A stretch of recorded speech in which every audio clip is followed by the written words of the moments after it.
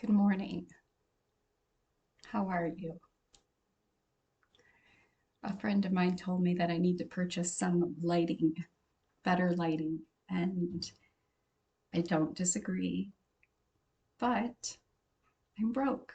And so that's one of the reasons why I'm doing these Patreon accounts and um, selling my cards and creating a website and trying to put my entrepreneurial skills to the test to see if I can come up with some creative ways to bring in some income. And then, yes, I will purchase lighting equipment that is better. But for the time being, this is just going to have to do. And I know at the end of the day, it really doesn't matter because I keep bringing up this concept of the spotlight effect where I think the world shines on me and I am the main actor of the globe, but I know the truth that everybody is experiencing their life through their own focus, and I am not their main focus. So it takes the pressure off, which is great. So, a couple things I'm going to talk about today. One thing I want to talk about is this concept of being asked this spiritual question when bad things happen to you. Somebody might ask, well, why did you manifest that in the first place? And I call major bullshit on that shitty question. I feel like it is so full of shame and judgment that I could have brought on my cancer or the death of a loved one or a car crash or going through a tornado.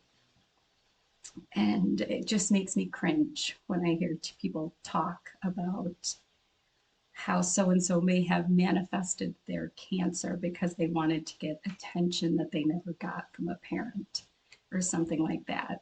Like, can't we just let the sick and the dead just have their moment of difficulty and grief and the reality that maybe their soul at some kind of soul level before they came into this earth plane, maybe they did set up some trials and tribulations. But when it comes down to being a human, having an ego, well, my voice just changed. I don't know what happened. But when it comes down to being a human, having an ego, they didn't want to have cancer. They didn't want to be in a car crash. And I think maybe the more important lessons or thing that can be said is what lesson can you take away from horrible experiences? Because in my experience, nobody gets out of this life without difficulties, trials, and just challenges. So, why would we put that on somebody to say, what did you do to bring this on for yourself? And for me personally, I think of some of the things I've had some pretty difficult years these past, I don't know, man, 3, 4 years. I just cannot even fathom all these things that have happened to me. I was in a torrential downpour and somebody hydroplaned into the side of my car, hit me on the passenger side, and I flipped probably 4 or 5 times, landing in the median in between I-75 South and North. And it was awful. And it gave me a lot of PTSD. And it took me a really long time to return to driving and to drive without not being like look left, look right, like what's happening, what's that noise. I was so um, hyper vigilant of every little thing. It was really awful, and it took a really long time for me to get comfortable behind the wheel there were times that there were storms, I'd have to pull over on the side of the road and just like cry because I just couldn't handle like that memory of flipping in a car. Just wouldn't leave my body. But so there's that. And I have had people say, why did you manifest that? You must have wanted, um, like your life wasn't working, or maybe your job wasn't great, and the universe is like trying to shake you up a little bit. So there's an example. Another example is I bought this tin can vintage camper, and I spent all summer gutting it and refurbishing it. It looked beautiful. I had it exactly my style.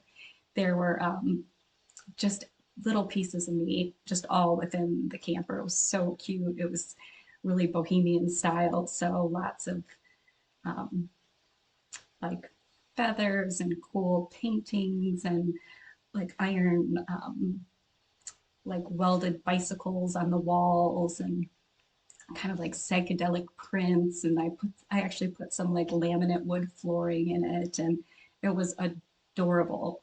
Little stencils I painted. I mean, I put everything into decorating this little tin can camper. And I drove it to, I was on my girlfriend's property, her and her husband's property on a farm. And I drove my camper to my parents' house for the big unveiling of it's a finished product, I'm done. And I was going to have my niece and nephew camp in it in the backyard for the first time.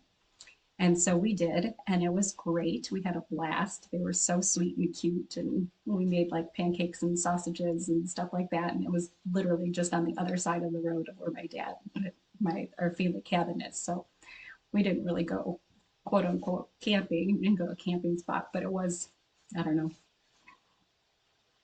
driveway camping. And we had a great time. But afterwards, I was planning on driving my camper back to my girlfriend's farm and putting it back on her property. And I was sitting behind this electric fence. We've got, it's a private road that we're on. And so we have this electric fence with a code. And so I approached the fence. I was sitting behind it, and one of the lady, like neighbors, was standing in front of her house. And I was paused in front of this gate, and I was looking at my phone, and I was trying to figure out my friend's address and put it into MapQuest because I couldn't really remember how to get back to where she lived. It was probably about an hour and a half drive. And this woman comes up to my window, and she asks me where I'm going or what am I doing. I think she said, "What are you doing?" And I said, "Well, I'm looking for directions." I'm putting directions into my MapQuest. And she said, "Well, regardless of where you need to go," she said, "Don't you need to go in that direction?" And I was like, whoa, these are fighting words. I just thought, like, what a bee. And she was kind of like the older, nosy neighbor. And I just looked behind me. I looked behind my car, and I said, "Do you see anybody coming behind me?" I said, "Am I interrupting anything? Am I stopping the flow of traffic?" I said, "I've lived here for, gosh, over 20 some years."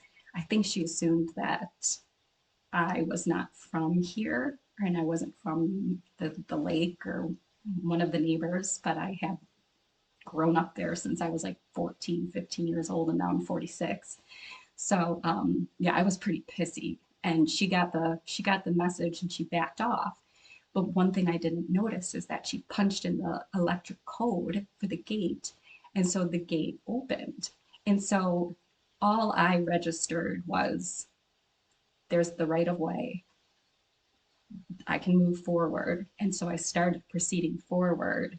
And then all of a sudden I just heard like and like rickety and like movement. And I was like, what the hell is happening here? And I could like feel my car being pulled. And then I realized what was happening was that the electric gate she had activated, and I did not realize it. And when I was past a certain threshold, the gate was closing and it literally carved my camper completely in half, destroyed everything, tore out the sink, the wood. I mean, it was like a can opener, just like tore the tuna can right off of my camper, and it was awful. And my dad actually approached from behind because he was coming up behind me to go grocery shopping himself. He totally lost his marbles, like went crazy on this lady. Oh my God, I can't believe this. What the hell? Why don't you mind your own business? Aaron literally just finished this camper yesterday, and then I'm sitting like next to a tree just sobbing because I had just put months and months and thousands of dollars into this tin can that, I mean, money wise, it really wasn't a matter of money. It wasn't something that was worth a lot of money. But it was my heart and soul that was poured into this project. And it was awful. And I tried to fight and I tried to get insurance involved. And I was pissed that that electric gate was there in the first place. And in the end, I ended up just surrendering. But again, I could be asked, like, why did you manifest this? Like, do you not think well of yourself? You must think that you don't deserve this tin can, vintage camper. Like, is that what it is? Um, all those kind of spiritual manifesting BS questions that just totally make me cringe. And then long COVID. So basically, what this whole channel is about and ties into as a topic is just, why did you get long COVID? Why did you get it? Why didn't somebody else get it? And why did you manifest this? And I just call bullshit. I feel like life is hard. Things happen that we don't want to happen. And sometimes it boils down to cause and effect. I think of my dog, Gunther. He's a Bernese Mountain Dog. Typically, they live maximum 8 to 10 years. And a lot of times they die of cancer. And the sweet thing made it to 8.5 years, and he had cancer in the spleen and a tumor ruptured, and he died. And so, would we say, why did Gunther manifest his cancer? Or would we just say, he's a Bernese Mountain Dog? Genetically, they're prone to cancer, and typically, this is as long as they live. We wouldn't put this spiritual judgment, shame question to this sweet dog. And so I just hate those questions. And so I'm going to leave it at that. That was topic number one. Second topic is my cards. They're finished. Well, they're not completely finished because if you can see them, I don't know if you can tell, the spelling isn't correct. There we go. I'm getting a little closer. I'm so shaky. I'm always shaky. Your, can you see it? Your nervous system. YUUR. But so what I've been doing is I put my Safe Brain Healthy Body deck of cards in my purse. And everywhere I go, when I sit down to start, like for instance, I'm going to do a little bit of work here. So I just open my deck of cards and I pick one. So let's see, which one am I going to pick? Let's see. Pick this one. So I pick this one. And so on this side, it just says, I don't know if you can see it, but Yoga Sun Salutation Poses. And it just says, follow the pictures and breathe however feels good to you. So I'm about to sit down and go into a meeting that's probably going to last an hour. And so right before I'll stop this video. I'm not going to do it in front of you. I thought maybe if it was a breathing card, I'd show you the breathing activity, but since it's yoga, I'm not going to do my sun salutations. But I will stop this video. I'll do a couple sun salutations and I will feel much more grounded for the meeting that I'm headed into. So that's how you can use these cards. I'll continue to pull different ones and show you what is on the back of them. And if it's something that I can show you how to do, like different breathing techniques and some of these other strategies, I will. But for right now, I'm going to sign off and say thank you and have a great day. And if you want to help build my channel, like, subscribe, donate money, help me get the lighting situation all squared away so I can improve my situation here. I'd really appreciate it. So much love. Take care.